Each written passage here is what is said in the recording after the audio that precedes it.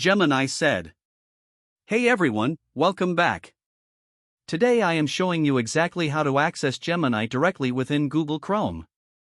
In 2026, Chrome has been reimagined as an AI-first browser, meaning you no longer have to jump between tabs to get help with your research or coding, so let's get right into the 3 best ways to use it.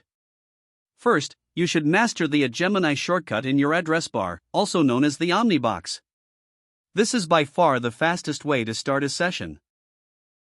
Simply click your address bar, type a Gemini, and hit the space or tab key.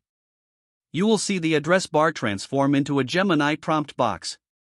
Type your question, like summarize the latest news on solid-state batteries, and hit enter.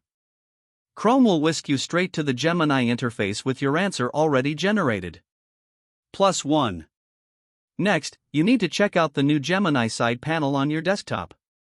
This is the browsing assistant that lives right alongside your active tab.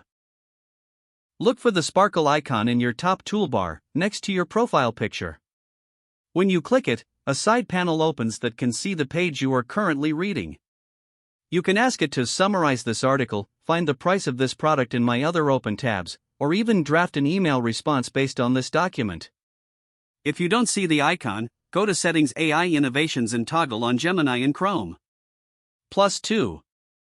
Then, you should take advantage of the 2026 Auto Browse and Click features. For Pro and Ultra subscribers, Chrome now includes an agentic AI mode that can perform multi-step tasks for you. For example, you can open the side panel and say, find the best reviewed vegan protein powder across my open tabs and create a comparison table. Gemini will actually navigate your tabs, extract the data, and build that table right in the side panel. You can even use keyboard shortcuts like Alt+G on Windows or Control+G on a Mac to pop the panel open instantly without touching your mouse. +2. Finally, remember the mobile integration eye.